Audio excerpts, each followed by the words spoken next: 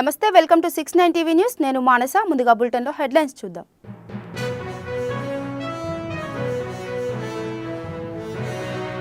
ప్రధానిని కలిసిన తెలంగాణ బీజేపీ ఎంపీలు, ఎమ్మెల్యేలు.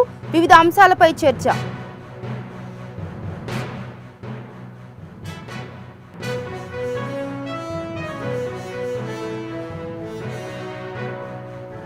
ఇథనాల్ కంపెనీకి అనుమతులిచ్చింది బీఆర్ఎస్ ప్రభుత్వమే. ఇప్పుడు నానా యాగి చేస్తున్నారన్న టీపీసీసీ అధ్యక్షులు మహేష్ కుమార్ గౌడ్.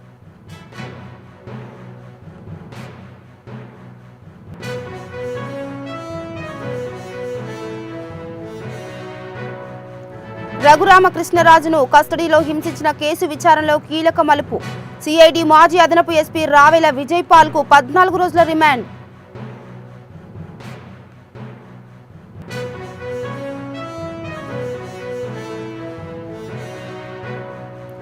దూసుకొస్తున్న ఫెంగల్ తుపాను. కాకినాడ, గంగవరం పోర్టుల్లో 1వ నెంబర్ ప్రమాద హెచ్చరిక జారీ.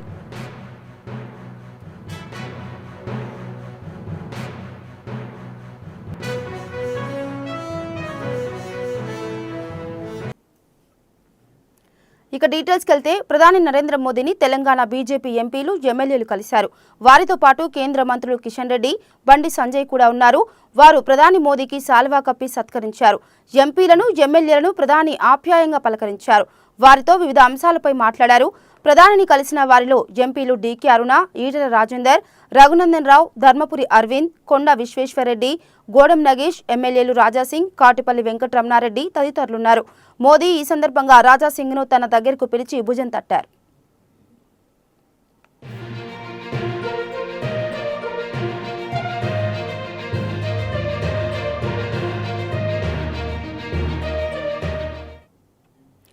ఇక టీఆర్ఎస్ ప్రభుత్వం రైతు వ్యతిరేక కార్యక్రమాలు చేయడమే కాకుండా రైతులు వ్యతిరేకించే ప్రాజెక్టులు చేపట్టి ఇప్పుడు నానా యాగి చేస్తున్నారని టీపీసీసీ అధ్యక్షులు మహేష్ కుమార్ గౌడ్ అన్నారు. నిర్మల్ జిల్లా దిలవర్పూర్ ఇథనాల్ కంపెనీకి అనుమతి 7 జూలై 2023లో టీఆర్ఎస్ హయాంలో వచ్చిందని తెలిపారు. మాజీ మంత్రి శ్రీనివాస్ యాదవ్ కుమారుడు తలసాని సాయి కిరణ్ యాదవ్ డైరెక్టర్గా ఉన్న కంపెనీకి కేసీఆర్ అనుమతి ఇచ్చాడని మహేష్ కుమార్ గౌడ్ చెప్పారు. ఇప్పుడు అక్కడికి వెళ్లి ఆందోళన చేస్తున్నారని విమర్శించారు. రైతు వ్యతిరేక కార్యక్రమాలు చేయడమే కాకుండా రైతు వ్యతిరేకించే ప్రాజెక్టులకు అనుమతులు ఇచ్చి ఇవాళ వాళ్ళేదో దొరలన్నట్టుగా వాళ్ళే ఉద్యమాలకు ఊపిరిపోస్తూ వాళ్ళే ప్రజలు రెచ్చగొడుతూ వాళ్ళే రైతులు రెచ్చగొడుతూ నానా యాగి చేస్తూ ఉన్నారు. వాళ్ళు నిర్మల్ జిల్లాలోని దిలావర్పూర్ ఇవాళ అక్కడ రైతుల్ని రెచ్చగొడుతూ కాంగ్రెస్ ప్రభుత్వం ఏదో చేసినట్టుగా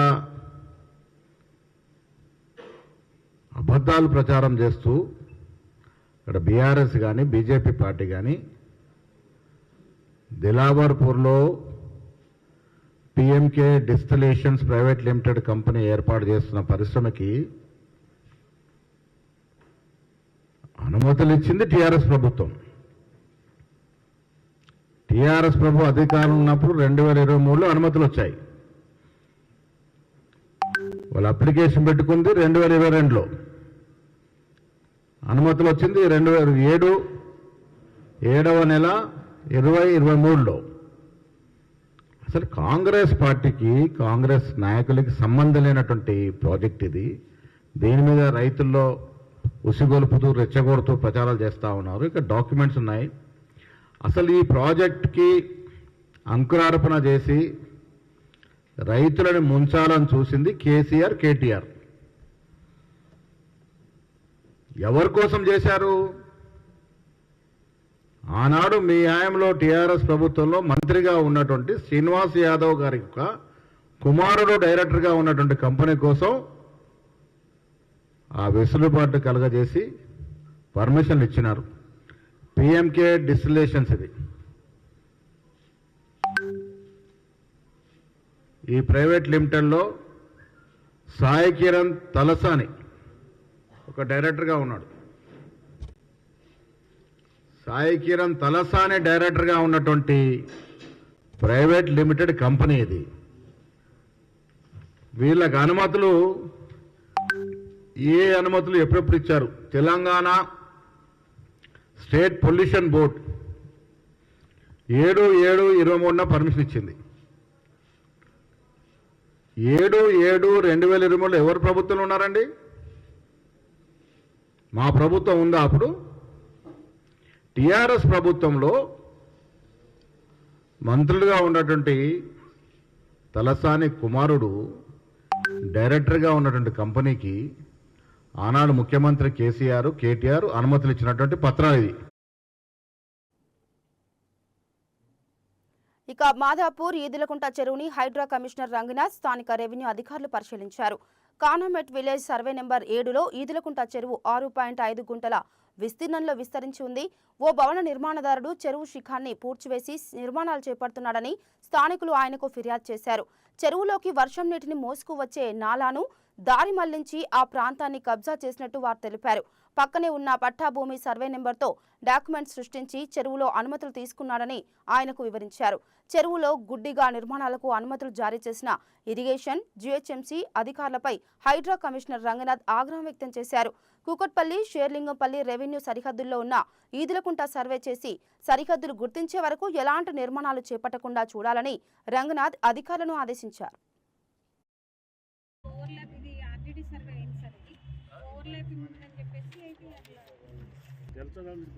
ఓవర్లాప్ అయితే అదేమని కాదు, మనకి సంబంధం లేదని వదిలేస్తాం. అంటే ఇది 1003 నుంచి 1006 దాకా కూకట్పల్లి దీంట్లో వస్తుంది. ఇక్కడ బార్డర్ ఇంకేముంది, ఇంకా వేరేది ఏది? ఇది వాళ్ళు చెప్తున్నారు మేము కూకట్పల్లి అని, కానీ మేము చెప్పడం కదా, మేము చూస్తున్నాం సార్. ఇది చెరువు, ఇది షేర్లింగంపల్లి కానామెట్ అని స్పష్టంగా ఉంది. నాలా ఉంది, చెరువు ఉంది, పక్కన దోబిగట్టు ఉంది, చెరువు ఆనవాళ్ళు ఉన్నాయి. వాళ్ళు ఏమో ఇది కాదు అని చెప్తున్నారు. ఇది పక్కా చెప్తున్నారు అనేది చెరువుని బొందబెట్టి మీరు వేరే సర్వే నెంబర్షిప్ కట్టుకుంటూ మళ్ళీ మీరు కహానీ చెప్తున్నారు. స్పష్టంగా చెప్పండి, మీకు తెలిసే సబ్జెక్ట్, లేకపోతే చెప్పొద్దు. చెరువుని బొందబెట్టుకుంటే ఎట్లా మాట్లాడతారు మీరు? సార్ ఒకటి ఏమనంటే నేను 25 పనిచేస్తున్నాను సార్. మీరు రెవెన్యూలో ఏమైనా వేసుకుని ఇరిగేషన్ ఏమైనా చేయండి సార్, చెరువు చూపించండి సార్. మీరు రికార్డులో ఉన్న చెరువు చూపిస్తే నెక్స్ట్ పాత ఒకసారి మనం డేటాకి పోదాం. సేమ్ మన ఏది మ్యాప్స్లోకి పోదాం, పోయి మన రిమోట్ సెన్సింగ్ డేటాకి పోదాం అండ్ మ్యాప్స్ తీసుకొని ఒకసారి క్రాస్ వెరిఫికేషన్ చేస్తాం. వీళ్ళకి డాక్యుమెంట్ ల్యాండ్ నుంచి వచ్చే కూడా తీసుకున్నాం. బిల్డర్కి డాక్యుమెంట్ ఎట్లా లింక్ వచ్చింది అనేది కూడా తీసుకొని ఎప్పుడు వచ్చింది అది కూడా ఒకసారి లెటర్స్ వెరిఫై చేసి వాళ్ళ నెంబర్స్ ఏం క్లెయిమ్ చేస్తున్నారో అది ఎక్కడ ఉండాలి అసలు అది చెక్ చేసి సో ఒకసారి లోతుకు పోదాం.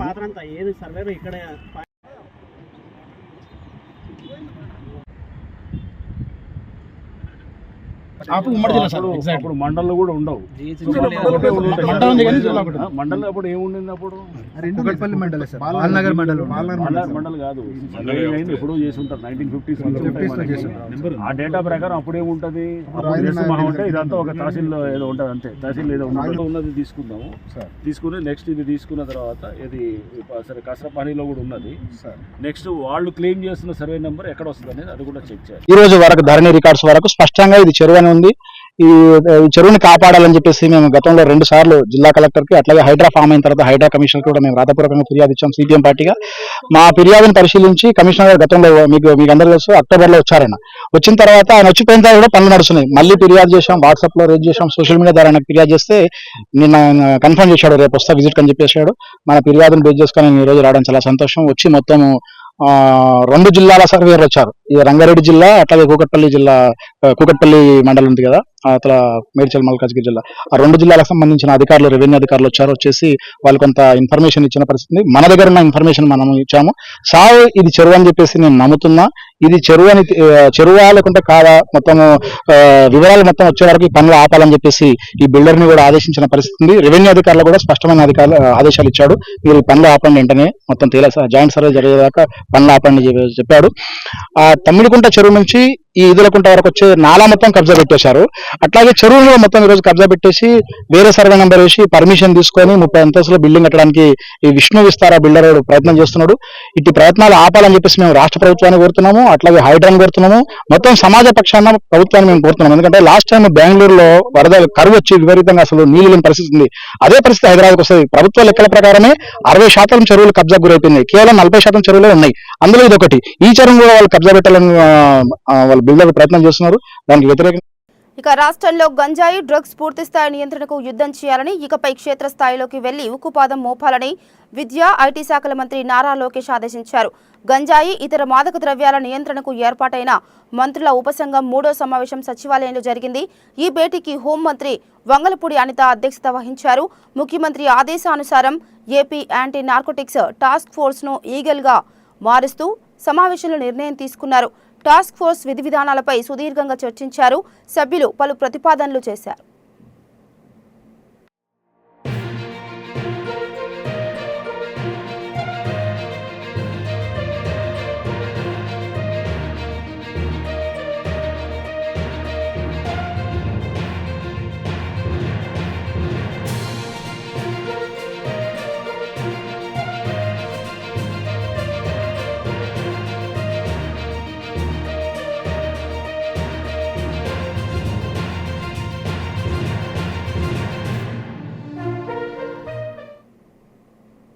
మాజీ సీఎం జగన్మోహన్ రెడ్డి రాష్ట్రాన్ని అదాని రాష్ట్రంగా మార్చారని, సంతకం చేసి ఖాళీ చెక్కు ఇచ్చినట్లు అదానికి దోచిపెట్టే యత్నం చేశారని ఏపీసీసీ అధ్యక్షురాలు షర్మిల ఆగ్రహం వ్యక్తం చేశారు.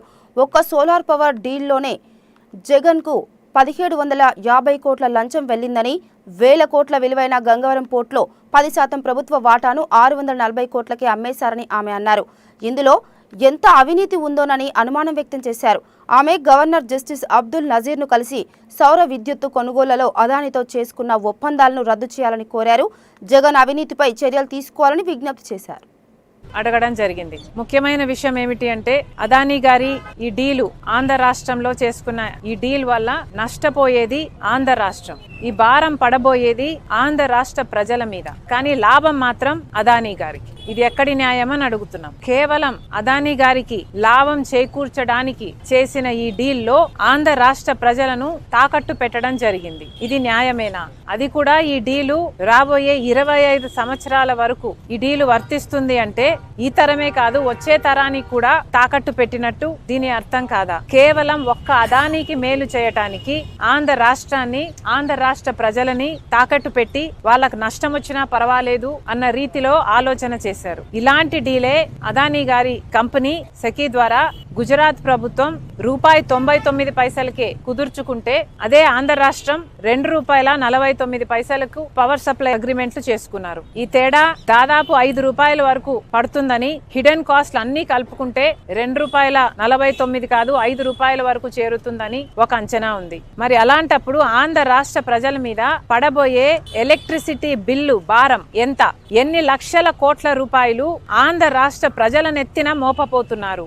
ఒక ప్రభుత్వము ఎక్కువ ధరకు కరెంటు కొనుగోలు చేయాలి అని పవర్ సప్లై అగ్రిమెంట్లు చేసుకుంది అంటే దానికి అర్థం ఎక్కువ చెల్లించేది ఎవరు? ప్రజలు కాదా? డిస్కాంలేమో ఎలక్ట్రిసిటీ సప్లై చేసిన తర్వాత బిల్లులు వసూలు చేసేది ఆంధ్ర రాష్ట్ర ప్రజల దగ్గర నుంచి. మరి అలాంటప్పుడు ఈ భారం అంతా ఆంధ్ర రాష్ట్ర ప్రజల నెత్తిన మోపడం కాదా?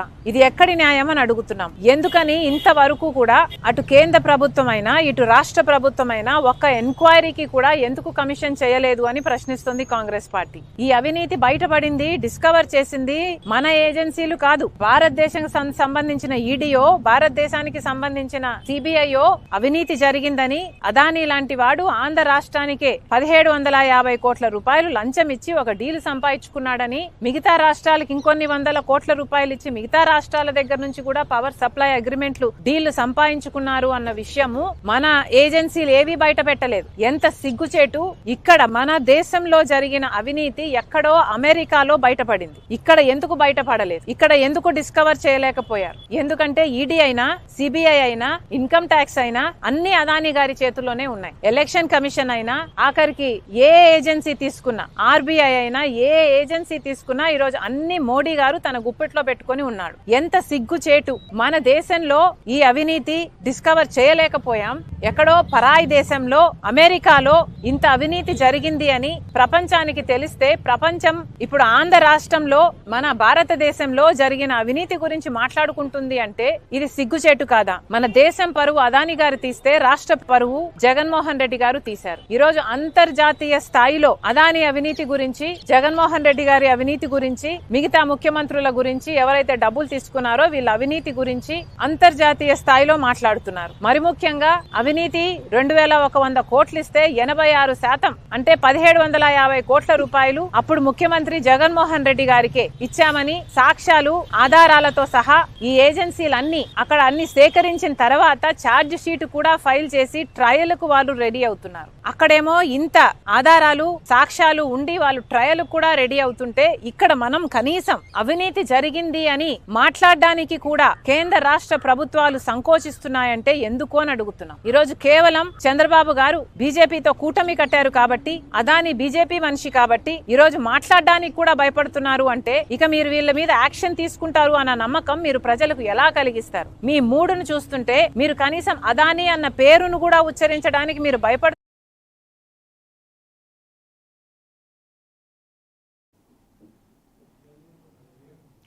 రఘురామకృష్ణరాజును సిఐడి కస్టడీలో తీవ్రంగా హింసించి అంతం పొందించేందుకు ప్రయత్నించారన్న కేసులో కీలక నిందితుడైన సిఐడి విశ్రాంత అదనపు ఎస్పీ రావెల విజయపాల్కు గుంటూరు ప్రత్యేక మొబైల్ కోర్టు రిమాండ్ విధించింది. ఈ మేరకు ఇన్ఛార్జ్ న్యాయమూర్తి జి స్పందన ఉత్తర్వులు జారీ చేశారు. భారీ బందోబస్తు మధ్య ఒంగోలు నుంచి విజయపాల్కు గుంటూరుకు తీసుకొచ్చిన పోలీసులు కోర్టులో హాజరుపరిచారు. రిమాండ్ రిపోర్టును పరిశీలించిన న్యాయమూర్తి పోలీసులు ఏమైనా అమర్యాదగా వ్యవహరించారా అని అడగ్గా అలాంటిదేమీ లేదని ఆయన చెప్పారు. Prosecution joint director Rajendra Prasad remand రిపోర్టులోని వివరాలని చెప్పి నిందితుడికి రిమాండ్ విధించాలని కోరారు. దీని గురించి ఏమైనా చెబుతారా అని విజయపాల్ను తరఫున హాజరైన న్యాయవాదులను న్యాయమూర్తి ప్రశ్నించారు. ఎలాంటి అభ్యంతరము లేదని వారు బదులిచ్చారు. దీంతో 14 రోజుల పాటు డిసెంబర్ 10 వరకు రిమాండ్ విధిస్తూ గుంటూరు జిల్లా జైలుకు తరలించాలని న్యాయమూర్తి ఆదేశించారు. భారీ బందోబస్తు నడుమ విజయపాల్ను పోలీసులు జైలుకు తరలించారు. రఘురామపై దాడి వెనుక అప్పటి ప్రభుత్వ పెద్దల కుట్ర ఉందని పోలీస్ విచారణలో తేలింది. కస్టోడియల్ టార్చర్ జరిగిందని నిర్ధారణ అయింది. విచారణకు వెళ్లిన వ్యక్తి నడవలేని స్థితిలో బయటకొచ్చారు. కాళ్లను తాళ్లతో కట్టేసి కొట్టారు. గుండెలపై కూర్చొని బాది చంపడానికి ప్రయత్నించారు. దీనికి సంబంధించి వీడియో తీసి అప్పటి ప్రభుత్వ పెద్దలకు పంపించారు. వారు ఎవరనేది త్వరలో తేలనుంది. చంపాలనే ఉద్దేశంతో అతను కాళ్ళు కట్టేసి ఆ రోజు అతను చిత్రహింసలు పెట్టారు. బెల్ట్ రబ్బర్ బెల్ట్స్ తో పెద్ద పెద్ద ఆయుధాలు తీసుకొని ఆ కాళ్ళ అరకాళ్ళకి ఈ ప్రొఫెషనల్స్ ఎట్లా కొడతారో ఆ విధంగా లోపల ఎముక విరిగింది. ఆయన మాజీ ఎంపీ గారికి ఎముక విరిగినందువల్ల ఆయన నడవలేకపోతున్నాడు. ముందు మెట్లెక్కి ఇంట్రాగేషన్ రూమ్ లో పోయేటప్పుడు చక్కగా నవ్వుకుంటూ వెళ్లారు, ఎవరు అసిస్టెన్స్ లేకుండా. రిటర్న్ లో వచ్చేటప్పుడు 2-3 అసిస్టెంట్స్ తీసుకొని కుంటుకుంటూ చాలా ఇబ్బంది పడుతూ మూలుగుతూ రావటం. అందులో ఆ ఇంట్రాగేషన్ టైంలో కరెక్ట్ గా 11:30 రాత్రి ఆ తకిమా వాళ్ళందరినీ కూడా చూడండి, అక్కడ విషయం చూడండి. సునీల్ కుమార్ అనే అతను ఇప్పుడు ఉన్న ఈ పాల్ గారు లెఫ్ట్ పాల్ అనే అతను అక్కడ వాళ్ళందరినీ కిందకు పంపించేశారు. మీరు పంచు క్లియర్ లో ఉంటారు, కింద వెళ్లి 100 మీటర్ల దూరంగా ఉంటే అప్పుడు ఆయన అరుపులు భయంకరంగా దీనంగా పెద్ద పెద్దగా అరవడం కూడా జరిగింది. అదెవరు పోలీసులు చెప్తారు. ఆయన అరుపులు మేము విన్నాము, ఆయనే అరిచారు, అది ఆయన విన్నాము అని కూడా మాకు కాబట్టి ఉన్నారు. సునీల్ కుమార్ ఉన్నారు, ఉన్నారు. అతనే ఇదంతా ప్రోద్బలం చేసి ఆ కొట్టేటప్పుడు వీడియో తీయటం కూడా ఆయనే. సునీల్ కుమార్ ఈ వీడియో తీసేసి చూడండి ఆ విధంగా భయ వాళ్ళకి పంపించారు. ఆ భయ వాళ్ళు ఎవరనేది మాకు తెలియదండి. అది ఇంకా ఇన్వెస్టిగేషన్ లో తేలాలండి. మేము అందుకే ఇప్పుడు రేపు పిటిషన్ వేస్తున్నాం. రేపు కస్టడీ పిటిషన్ వేస్తున్నాము. ఇంకా ప్రైమరీ స్టేజ్ లోనే ఉంది ఇన్వెస్టిగేషన్. ఈ టైంలో ఏమి అడగడానికి లేదండి. రేపు ఆ పాలనే అతన్ని ఆ 4వ ముద్దాయిని కస్టడీకి తీసుకుంటారు. కస్టడీకి తీసుకుంటారా, కూలంకషంగా ఏమైంది ఏంటనేది మా SP Ongole superintendent of police ఆయన దీంట్లో ఇన్వెస్టిగేటింగ్ ఆఫీసర్ పూర్తిగా అన్ని వివరాలు త్వరలోనే తేలుతాయి. 14 రోజులు ఇచ్చారు. డిసెంబర్ 10వ తారీఖు మేము 10 రోజులు అడుగుతున్నామండి. 10 రోజుల్లో జడ్జి గారు ఇష్టం. 10 రోజులు ఇస్తారా 6 రోజులు ఇస్తారా అనేది జడ్జి గారు ఇష్టం. మేము 10 రోజులకి రేపు ఎల్లుండిలో మేము కస్టడీ పిటిషన్ వేయబోతున్నాం. ఆ కూలంకషంగా తత్తమా ఫ్యాక్ట్స్ అన్ని కూడా బయటకు వస్తాయి. దీంట్లో ఏ కుట్రకోణం తాగుతుంది, ఎవరు ఆ పై వ్యక్తి, ఎవరు ఈ యాక్షన్ చేసేటప్పుడు ఆ వీడియో తీసేసి ఎవరికి పంపించింది అనేది కూడా కుట్రకోణంలో బయటపడబోతుంది. ఇప్పుడు ఇక్కడ డిస్ట్రిక్ట్ తీసుకెళ్తాం జిల్లా. ఓకే. నైరుతి బంగాళాఖాతంలో కొనసాగుతున్న తీవ్ర వాయుగుండం ఉత్తర వాయువ్య దిశగా గంటకు 12 కిలోమీటర్ల వేగంతో కదులుతూ ట్రింకోమలికి తూర్పుగా 110 కిలోమీటర్లు, నాగపట్నానికి ఆగ్నేయంగా 350 కిలోమీటర్లు, పుదుచ్చేరికి ఆగ్నేయంగా 450 కిలోమీటర్లు, చెన్నైకి ఆగ్నేయంగా 500 కిలోమీటర్ల దూరంలో కేంద్రీకృతమైందని విశాఖ వాతావరణ శాఖ తుఫాను హెచ్చరిక కేంద్రం తెలిపింది. ఇది బుధవారం సాయంత్రం తుఫాను ఫెంగల్గా బలపడింది. ఫెంగల్ తుఫాను శ్రీలంక తీరాన్ని దాటి తమిళనాడు తీరం వైపుకు కదిలే అవకాశం ఉంది. ఈ నెల 30న దక్షిణ తమిళనాడు, శ్రీలంక మధ్యలో తీరం దాటే అవకాశాలున్నాయని, ఆ తర్వాత బలహీనపడి తీవ్ర వాయుగుండంగా మారనున్నట్లు వాతావరణ శాఖ వెల్లడించింది. దీని ప్రభావంతో దక్షిణ కోస్తా ప్రాంతంలో పలుచోట్ల గురు, శుక్ర, శనివారాల్లో భారీ నుంచి అతి భారీ వర్షాలు, రాయలసీమలో అక్కడక్కడ భారీ వర్షాలు కురిసే అవకాశం ఉంది. మిగిలిన ప్రాంతాల్లో తేలికపాటి నుండి మోస్తరు వర్షాలు విస్తారంగా పడతాయని వెల్లడించింది. ముఖ్యంగా నెల్లూరు, తిరుపతి జిల్లాలో తుఫాను ప్రభావం ఎక్కువగా ఉంటుందని వాతావరణ శాఖ అధికారులు హెచ్చరించారు. తుఫాను కారణంగా విశాఖపట్నం, మచిలీపట్నం, నిజాంపట్నం, కృష్ణపట్నం పోర్టుల్లో 1వ నెంబర్ ప్రమాద హెచ్చరిక, కాకినాడ, గంగవరం పోర్టుల్లో సిగ్నల్ 4తో 1వ నెంబర్ ప్రమాద హెచ్చరిక జారీ చేశారు. మరోవైపు నెల్లూరు, చిత్తూరు, అన్నమయ్య జిల్లా రాయచోటి కలెక్టరేట్లో ప్రత్యేక కంట్రోల్ రూమ్లు ఏర్పాటు చేశారు. మత్స్యకారులు ఎవరూ డిసెంబర్ 3 వరకు వేటకు వెళ్లొద్దని అధికారులు హెచ్చరించారు. ఫెంగల్ తుఫాను దూసుకొస్తున్న నేపథ్యంలో రైతులు అప్రమత్తంగా ఉండాలని ఏపీ విపత్తుల నిర్వహణ సంస్థ సూచించింది. వరి కోతలు, ఇతర వ్యవసాయ పనుల్లో రైతులు తగిన జాగ్రత్తలు తీసుకోవాలని తెలిపారు. పంట పొలాల్లో నిలిచి అదనపు నీరు వీలైనంత త్వరగా బయటకు పోయేలా రైతులు ఏర్పాట్లు చేసుకోవాలని సూచించారు. పండించిన ధాన్యాన్ని సురక్షిత ప్రదేశాలకు తరలించుకోవాలని కోరారు. ఇక బులెటిన్ ముగించే ముందు హెడ్లైన్స్ మరోసారి.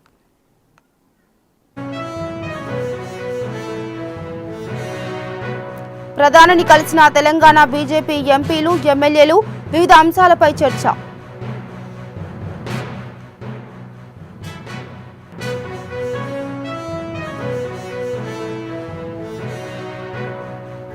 ఇథనాల్ కంపెనీకి అనుమతులిచ్చింది బీఆర్ఎస్ ప్రభుత్వమే. ఇప్పుడు నానా యాగి చేస్తున్నారన్న టీపీసీసీ అధ్యక్షులు మహేష్ కుమార్ గౌడ్.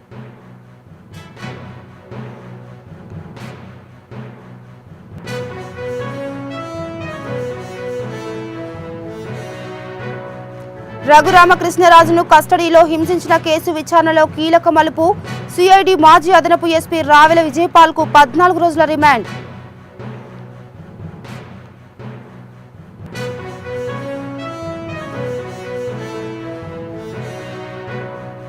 దూసుకొస్తున్న ఫెంగల్ తుఫాను, కాకినాడ, గంగవరం పోర్టుల్లో 1వ నెంబర్ ప్రమాద హెచ్చరిక జారీ.